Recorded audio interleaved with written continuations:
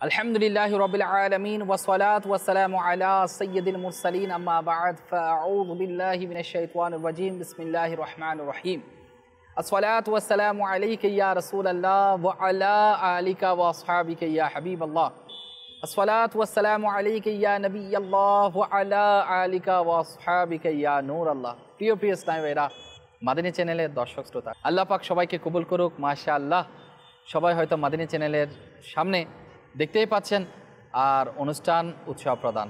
আল্লাহ পাক আমাকে আপনাকে সবাইকে শুনে আমল করার সে তৌফিক দান করুক। আমাকেও যা বলি এর উপর ভরপুর আমল করার সৌভাগ্য আমাকে নসিব করুক। সবার জন্য দোয়া রইল, শুভেচ্ছা, আন্তরিক মুবারকবাদ আপনাদেরকে পেশ করছি। আল্লাহ তাআলার প্রিয় নবী সাল্লাল্লাহু তাআলা আলাইহি ওয়াসাল্লামের উপর দরুদ পাক পাঠ করার অসংখ্য ফজিলত এবং বারাকাত রয়েছে। উম্মুল মুমিনিন হযরত সাইয়্যিদাতুনা আয়েশা সিদ্দিকা তয়্যিবা তাহেরা রাদিয়াল্লাহু তাআলা আনহা থেকে বর্ণিত, প্রিয় নবী রাসূল পাক সাল্লাল্লাহু আলাইহি ওয়াসাল্লাম ইরশাদ ফরমান, যে ব্যক্তি জুমার দিনে আমার প্রতি দরুদ শরীফ পাঠ করবে তবে কিয়ামতের দিন তার শাফাআত আমার দয়াময় দায়িত্বেই হবে। সুবহানাল্লাহ সুবহানাল্লাহ। নবী পাক সাল্লাল্লাহু তাআলা আলাইহি ওয়াসাল্লামের সুপারিশ, আল্লাহু আকবার, আমাদের পক্ষে সুপারিশ নবী পাক সাল্লাল্লাহু আলাইহি ওয়াসাল্লাম দায়িত্ব নেবে যদি আমরা দুনিয়াতে জুমার দিনে নবী পাক সাল্লাল্লাহু আলাইহি ওয়াসাল্লামের উপর দরুদ শরীফ পাঠ করে। আশিকানে রাসূলগণ মাশাআল্লাহ সুবহানাল্লাহ, জুমার দিন কতই না আশিক মোহাব্বত করে জুমার নামাজের পরে দাঁড়িয়ে সালাতু সালাম পেশ করে আশিকানে রাসূলগণ মাশাআল্লাহ। অনেকে তাড়াতাড়ি খাবারের জন্য দৌড়ে চলে যায়, আর জুমার দিনের স্পেশাল বরকত কিন্তু আশিকানে রাসূলগণ নিয়ে থাকে মাশাআল্লাহ সুবহানাল্লাহ। তো আমি অনুরোধ করব ওই সকল ইসলামী ভাই ইসলামী বোন যারা অলসতার মধ্যে থাকে, আমরা অলসতার চাদর থেকে আমরা একটু বের হয়ে আসুন।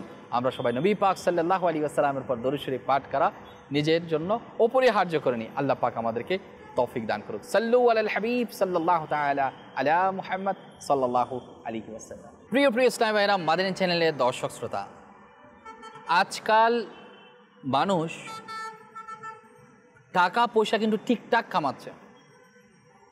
আর হ্যাঁ, আপনার পরিবারের যারা দায়ভার ভরণ পোষণের দায়িত্ব নিয়েছে, আমরা যারা নিয়েছি, আমাদের যে রুজি রোজগার, সে রুজি রোজগার কি হালাল পন্থায় হচ্ছে নাকি হারামের মধ্যে হচ্ছে?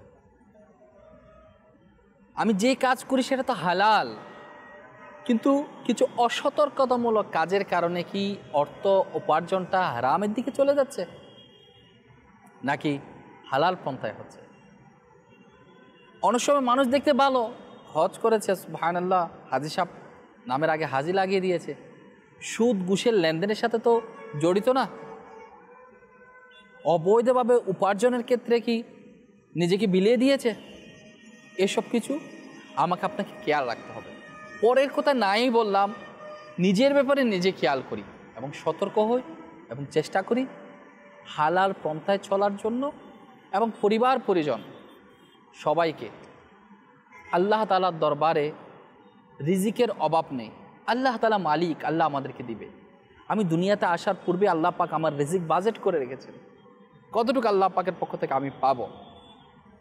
তাহলে আমার কামাইটা যাতে সৎ পথে হয়, হালাল পন্থা হয়, আর এই হালাল উপার্জনের জন্য আমাদের উচিত নিজে হালাল পন্থায় চলা, এবং যারা পরিবার পরিজন তারা যাতে যারা ভরণ পোষণের কাজ দায়িত্ব নিয়ে থাকে, পুরুষ ছেলে মানুষ, তাদেরকে নিরুৎসাহিত না করা। অনেক সময় উপার্জন কমে গেলে তিরস্কার করা, টাকা পয়সা আর্থিক দিয়ে সাপোর্ট যদি যথাযথভাবে দিতে না পারে তাহলে তাদেরকে তিরস্কার করা, তাদেরকে হেয় করা, এগুলো থেকে যাতে বিরত থাকে। আল্লাহ তাআলার পক্ষ থেকে হালাল রুজি যতটুকু মিলবে ততটুকুর মধ্যে যাতে আমরা শান্তিতে থাকি, ততটুকু পেয়ে যাতে আমরা শুকরিয়া জ্ঞাপন করি। এই জিনিসটা তখনই হবে আপনার পরিবার পরিজন আমরা যারা রয়েছি, আমাদের পক্ষ থেকে যখন সাপোর্টটা মিলবে। সাপোর্টটা কিভাবে? আপনাকে আমি আবার বলি, তাদেরকে নিরুৎসাহিত করা যাবে না। মোহাব্বত, ভালোবাসা, আন্তরিকতার মাধ্যমে তাদেরকে আমরা চেষ্টা করি বোঝানোর জন্য। কিভাবে বুঝাবো? যে আল্লাহ তাআলা দিয়েছে আমাদেরকে, আল্লাহ তাআলা খাওয়াবে, আল্লাহ তাআলা আমাদেরকে ব্যবস্থা করে দিবে, যাই করবো হালালের মাধ্যমে করব। আমরা অনেক সময় পরিবারের যারা ভরণ পোষণের দায়িত্ব নেয় পরিবারের পক্ষ থেকে তাদের উপর এত বেশি প্রেশার ক্রিয়েট করা হয়, তা হালাল হারামে তোয়াক্কা না করে যেভাবে পারে ইনকামের মধ্যে লেগে যায়, পুরা জিন্দগিটা এভাবে কাটাতে থাকে আর আখিরাত বরবাদ করে দেয়। অথচ যত বড় বড় আউলিয়ে কেরাম মাজহাব মিল্লাতের যারা ইমাম ছিল, তারাও হালাল রুজির জন্য ব্যবসা করত, হালাল রুজির অন্বেষণে এক জায়গা থেকে অন্য জায়গায় সফর করত। আর এই হালাল রুজি করাটাই ইবাদত। আমরা কাউকে নিরুৎসাহিত না করি, বরঞ্চ হালাল রুজির ব্যাপারে আমরা উৎসাহিত করি যে বেটা, তোমাকে আল্লাহ তাআলা তৌফিক দিয়েছে, দুইটা হাত দিয়েছে, তোমাকে বিবেক বুদ্ধি দিয়েছে, এই বিবেক বুদ্ধিটা তুমি হালাল পন্থায় ব্যবহার করে হালাল রুজি ইনকাম করার চেষ্টা করো, দুই হাত দিয়ে হালাল রুজি করো, হারামের পয়সা আমাদেরকে খাওয়াইতে হবে না। আমাদের পক্ষ থেকে একটু সাপোর্ট, আমাদের একটু মোটিভেশনের কারণে দেখবো ইনশাআল্লাহ আল্লাহ পাক আমাদেরকে হারাম থেকে বাঁচাচ্ছে এবং হালাল রুজির মধ্যে আল্লাহ পাক আমাদেরকে তৌফিক দান করছে।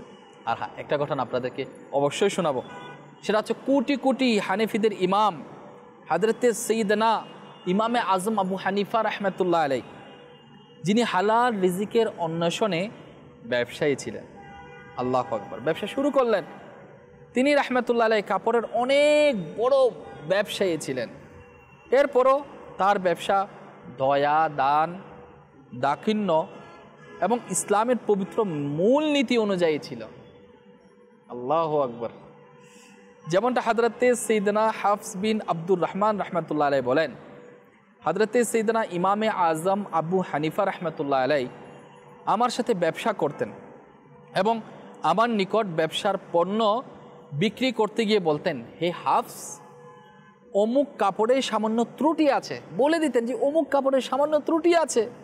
যখন তুমি সেটা বিক্রি করবে তখন ত্রুটির কথা কাস্টমারকে বলে দিবে। হযরতে সাইয়্যিদনা হাফস রাহমাতুল্লাহ আলাইহি একবার ব্যবসায়ী পণ্য বিক্রি করলো, কিন্তু বিক্রি করার সময় ত্রুটি সম্পর্কে বলার ক্ষেত্রে তিনি ভুলে গেলেন, স্মরণে ছিল না। হযরতে সাইয়্যিদনা ইমামে আজম আবু হানিফা রাহমাতুল্লাহ আলাইহি যখন জানতে পারলেন, তখন তিনি রাহমাতুল্লাহ আলাইহি সমস্ত কাপড়ের মূল্য সাদকা করে দিলেন। আল্লাহু আকবার, আল্লাহু আকবার। ওই সমস্ত আশিক রাসূল, ওই সমস্ত খোদাবিতিওয়ালা আল্লাহওয়ালা যাদের অন্তরের মধ্যে আল্লাহ পাকের ভয় কেমন কাজ করেছে, আল্লাহ আল্লাহ আল্লাহ আল্লাহ আল্লাহ, আল্লাহু আকবার। দেখেন, একটা হচ্ছে হারাম, আর হচ্ছে সন্দেহযুক্ত। তারা হারাম এবং সন্দেহযুক্ত বস্তুতে কণা পরিমাণও বরকত হয় না, তারা জানতো। সেজন্য নিজের জিনিসটাকে, নিজের রুজিটাকে হালাল করার জন্য, পবিত্র রাখার জন্য তারা হারাম থেকে বাঁচার সাথে সাথে সন্দেহমূলক, সন্দেহযুক্ত বিষয় থেকে নিজেদেরকে পবিত্র রাখতেন, সেটা থেকেও বিরত থাকতেন। আল্লাহু আকবার, আল্লাহু আকবার। যে ইমামে আজম আবু হানিফা রাহমাতুল্লাহ আলাইহির কথা শুনলাম, যে তিনি ওই মূল্যটা সদকা করে দিলেন। আল্লাহ পাক আমাদেরকেও ওই ধরনের শিক্ষা নিজেদের মধ্যে নিয়ে আমরা যাতে হালাল রুজির মধ্যে লাগতে পারি, সে তৌফিক দান করুন। আজকে ঘর থেকে যখন বারবার চাপ সৃষ্টি করে, মানুষ টাকা ইনকামের জন্য এভাবেই লেগেছে যে সুদের মধ্যে টাকা লাগাচ্ছে, বসে বসে খাবে। আল্লাহ হাত দিয়েছে, আল্লাহ দিমাগ দিয়েছে, বুদ্ধি দিয়েছে, আল্লাহ চোখ দিয়েছে, এত কিছু হালাল উপার্জনের মাধ্যম থাকার পরেও মানুষ সুদের মধ্যে টাকা লাগাচ্ছে। মানুষকে আজকে কি বলবো, ঘুষের লেনদেন করছে, অবৈধ পন্থা অবলম্বন করছে। আল্লাহ পাক দ্বীন ইসলামের মধ্যে যে সমস্ত বিষয় হালাল করেছেন, যেমন আপনারা একটু খেয়াল করেন, হারাম শুধু সুদের, ঘুষের, অবৈধ লেনদেন, এগুলো যে শুধুমাত্র হারাম তাই নয়। আমরা যে গরু খাচ্ছি, আমরা যে ছাগল খাসি খাচ্ছি, কুরমা, পোলাও, বিরিয়ানি, আমরা সেমাই, চিনি খাচ্ছি, সবগুলো পবিত্র, সবগুলো হালাল খাদ্য। এই হালাল খাদ্য যখন হারামের অর্থ দ্বারা ক্রয় করা হবে, সেটাও কিন্তু হারাম হয়ে যাচ্ছে। আবার একটু বোঝার চেষ্টা করুন, শুধুমাত্র সুদ এবং ঘুষ, অন্যান্য যেগুলো রয়েছে সেগুলো হারাম তাই নয়, এগুলোতে হারাম রয়েছে। কিন্তু এটাও খেয়াল রাখতে হবে, ভালো জিনিস, জায়েজ বস্তু খাওয়াটা জায়েজ আমার জন্য, এই জায়েজ বস্তু যদি হারামকৃত টাকা দিয়ে ক্রয় করা হয় তখন সেটাও কিন্তু হারাম হয়ে যায়। আল্লাহ পাক আমাদেরকে বুঝার সে তৌফিক দান করুক। আল্লাহু আকবার। আল্লাহ পাক পবিত্র কালামে হালাল ও পবিত্র রুজি খাওয়া সম্পর্কে স্পষ্টভাবে আদেশ দিয়েছেন। যেমন 7 পারা সূরা মাইদার 88 নং আয়াত আল্লাহ তাআলা কি ইরশাদ ফরমান, এবং আহার করো যা কিছু তোমাদেরকে আল্লাহ জীবিকা দিয়েছেন, হালাল পবিত্র, এবং ভয় করো আল্লাহকে যার উপর তোমাদের ঈমান আছে। দ্বিতীয় পারা সূরা বাকারার 168 নম্বর আয়াতে আল্লাহ সুবহানাহু ওয়া তাআলা কি ইরশাদ ফরমান, হে মানব জাতি, তোমরা আহার করো যা কিছু জমিনে হালাল পবিত্র রয়েছে, এবং শয়তানের পদাঙ্ক অনুসরণ করো না, নিশ্চয় সে তোমাদের প্রকাশ্য শত্রু। আল্লাহ আল্লাহ আল্লাহ আল্লাহ আল্লাহ আল্লাহ আল্লাহ। হালাল এবং পবিত্র রুজি দ্বারা উদ্দেশ্য কি? তাফসিরে সিরাতুল জিনানের মধ্যে আছে হালাল পবিত্র রুজি দ্বারা উদ্দেশ্য হচ্ছে সেই বস্তু যা স্বয়ং নিজেও হালাল, যেমন ছাগলের মাংস, সবজি, ডাল ইত্যাদি, এবং তা আমাদের অর্জিত হয়েছে জায়েজ উপায়ে, পবিত্র জিনিস, জায়েজ জিনিস, এবং সেটা কামাইকৃত অর্থটাও যাতে কি হয়, পবিত্র হয়, জায়েজ হয়, তাহলে সেটা কিন্তু হালাল রুজি। এর মধ্যে যাতে চুরি, ঘুষ, ডাকাতি ইত্যাদির মাধ্যমে যাতে সেগুলো ক্রয়কৃত করা না হয়। আল্লাহ আল্লাহ আল্লাহ আল্লাহ আল্লাহ আল্লাহ আমাদেরকে বুঝার তৌফিক দান করুক। হালাল রুজির ব্যাপারে আপনাদের উৎসাহ উদ্দীপনা নেওয়ার জন্য 4টি হাদিস মুবারাকা বা কয়েকটা হাদিস মুবারাক আপনাদেরকে শোনাবো, মনোযোগ সহকারে শ্রবণ করে। নবী পাক সাল্লাল্লাহু আলাইহি ওয়াসাল্লাম ইরশাদ ফরমান যে 40 দিন পর্যন্ত হালাল খেলো, আল্লাহ তাআলা তার অন্তরকে আলোকিত করে দিবেন এবং তার মুখে হিকমতের ঝর্ণা প্রবাহিত করে দিবেন, আর দুনিয়া আখিরাতে তার পথ প্রদর্শন করবেন। সুবহানাল্লাহ। নবী পাক সাল্লাল্লাহু আলাইহি ওয়াসাল্লাম আর ইরশাদ ফরমান যে ব্যক্তি হালাল সম্পদ উপার্জন করলো, অতঃপর তা নিজে খেলো বা এই উপার্জন দ্বারা পোশাক পরিধান করলো, এবং নিজে ছাড়াও আল্লাহ তাআলার অন্যান্য সৃষ্টি যেমন নিজের পরিবার পরিজন, অন্যান্য লোক, এদেরকেও খাওয়ালো এবং পড়লো, তবে এই আমল তার জন্য বরকত ও পবিত্রতা স্বরূপ। সুবহানাল্লাহ সুবহানাল্লাহ সুবহানাল্লাহ। হযরত সাইয়েদনা সাদ রাহমাতুল্লাহ আলাইহি নবী পাক সাল্লাল্লাহু আলাইহি ওয়াসাল্লামের দরবারে আরজ করলেন, আপনি দোয়া করুন যে আল্লাহ তাআলা যেন আমার দোয়া কবুল করে নেয়। নবী পাক সাল্লাল্লাহু আলাইহি ওয়াসাল্লাম কি ইরশাদ করলেন, আল্লাহ নিজের খাবারকে পবিত্র করে নাও, তোমার দোয়া কবুল হতে থাকবে। আমরা যে দোয়া করি, দোয়া হচ্ছে ইবাদতের মগজ, আর এই দোয়া কবুল হওয়ার জন্য হালাল রুজি খেতে হবে। নামাজ আদায় করি আমরা, এই নামাজ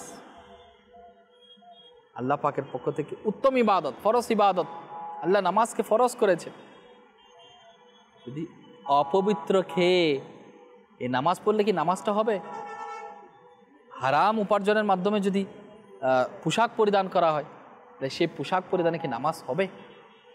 আমরা হালাল রুজি করি এবং পরিবার পরিজন সবাইকে উৎসাহিত করি। নিজের সন্তান বড় হচ্ছে, লেখাপড়া করতেছে, সে এক সময় গিয়ে ম্যাচুরেট হবে, গ্র্যাজুয়েশন কমপ্লিট করবে, সব কিছু করবে, তাকে প্রথম থেকে আমরা উৎসাহিত করি যাতে ঘুষের লেনদেন না করে। বড় উচ্চপদস্থ কর্মকর্তা হওয়ার পর, বড় কোম্পানিতে জব করার পর যাতে ঘুষের লেনদেনের মধ্যে সন্তান গ্রেফতার না হয়, সুদের সাথে যাতে সম্পৃক্ত না হয়, অবৈধ পন্থায় অনেকে কলমের লিখনের মাধ্যমে অবৈধ পন্থায় হারাম রুজি করে নিজের হালালটাকে হারাম করে ফেলতেছে। আল্লাহ তাদেরকে বুঝার তৌফিক দান করুন। মানুষের রক্ত শোষণ করে নিচ্ছে, গরিবের হক মেরে খাচ্ছে, আত্মসাৎ করে যাচ্ছে। এই টাকা দিয়ে কি হবে? আজকে যে ব্যাংক ব্যালেন্স, সেটা একদিন শেষ হয়ে যাবে। আচ্ছা আপনি বলেন, আপনি কতটুকু খাবেন? আপনার আমার চোখের সামনে ডায়াবেটিক হয়ে গিয়েছে, সামনে খাবার টেবিলে ডায়াবেটিসের কারণে এতগুলো খাবার মুখে নিতে পারছে না, আরে বেশি খাইতে পারবো না, ডায়াবেটিস আছে আমাদের চোখের সামনে। পয়সার অভাব নাই, টাকার অভাব নাই, সিঙ্গাপুর থেকে শুরু করে ইন্ডিয়া থেকে শুরু করে সব জায়গার মধ্যে চিকিৎসা করে যাচ্ছে, কিন্তু ভালো হচ্ছে না, টাকার পাহাড়, সুস্থতা পাচ্ছে না আমাদের চোখের সামনে। এই টাকা খাবে কে? আপনি আপনার প্রজন্মের জন্য রেখে যাচ্ছেন, আর এই অর্থ কাল কিয়ামতের দিন সব কিছু আগুন হয়ে আপনার যদি গলায় পুড়িয়ে দেওয়া হয়, অবস্থা কী হবে? সেজন্য হারাম থেকে বাঁচার জন্য, হালাল পন্থায় রোজগার করার জন্য এই বেসিক জিনিসটা কিন্তু পরিবার থেকে মানুষ শিখাবে।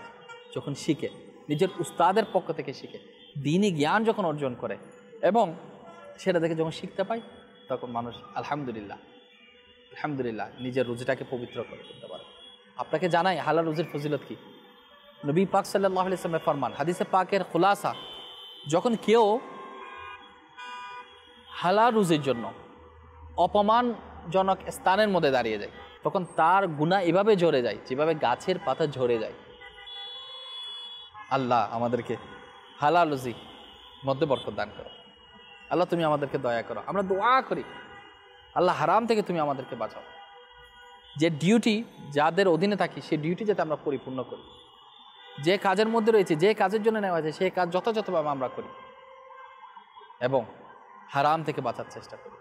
একজন মুসলমান কেমন হওয়া দরকার? ইনকাম কম, আল্লাহ তাআলা বরকত রেখেছে। আল্লাহ পাক রুজি আপনার জন্য অতটুকু রেখেছে, আপনি ততটুকু ইনকাম করছেন। এটা আপনি মেনে নেন, আপনার পরিবার পরিজন সবাইকে মানায় নেন। আমরা পরিবারে যারা দেখতে পাচ্ছি, পরিবারের পক্ষ থেকে যারা ইনকাম করে, তাদেরকে আমরা এক্সট্রা টেনশন না দিই। চেষ্টা করি হালাল রুজির জন্য, আমরা ভালো থেকে ভালো কিছু করার জন্য। কিন্তু এমন না যে হালাল রুজি তালাশ করতে গিয়ে, টাকাকে বৃদ্ধি করতে গিয়ে, যে রুজি রোজগার আমার দ্বারা আমার সংসার ব্যাকআপ হচ্ছে না, সেজন্য কি আমি হারাম পন্থায় যেতে পারি? কখনোই না। আর আমি আপনাকে উৎসাহিত করছি, দাওয়াত ইসলামী আলহামদুলিল্লাহ হালাল রুজি ইনকামের ব্যাপারে তাকওয়া পরেজগারের সাথে এটা কানেক্টেড, সম্পর্কযুক্ত। যদি তাকওয়া পরেজগারিতা অবলম্বন করতে চায়, হালাল রুজির কোনো বিকল্প নেই। হারাম তো হারামই, হারামের মধ্যে কোনো বরকত নেই। আল্লাহ আমাদেরকে দয়া করুক, যাতে আমরা হালাল রুজি করে, হালাল পন্থায় চলে আল্লাহ পাকের সন্তুষ্টি অর্জন করে দুনিয়া এবং আখিরাতের মধ্যে কামিয়াবি হতে পারে। প্রিয় ইসলামী ভাইরা, মাদানী চ্যানেলের দর্শক শ্রোতা, সেজন্য বলবো, অনেক বিষয় আমরা বড় বড় কোম্পানিতে জব করি, বড় বড় সেক্টরে আমরা কাজ করি, বিভিন্ন দৈনিক কাজ করি, ব্যবসায়ী মহলে কাজ করি, লেনদেন আমরা করি। কিন্তু আমরা যে ব্যবসার সাথে আমরা নিয়োজিত, যে ব্যবসার সাথে আমরা সম্পর্কযুক্ত, সে কাজ কর্মগুলো হালাল পন্থায় হচ্ছে কিনা, সেজন্য এলমে দ্বীন শিক্ষা অর্জন করা আমাদের জন্য একান্ত প্রয়োজন। আর কোথায় শিখব? আপনার পরিবার পরিজনের পক্ষ থেকে। আপনাকে আল্লাহ তাআলা দুইটা সন্তান দিয়েছে, একটাকে আপনি আলেমে দ্বীন বানান না, অবশ্যই আলেমে দ্বীন বানান। অনেকে সব পরিবারের সবাইকে আলেমে দ্বীন বানায়।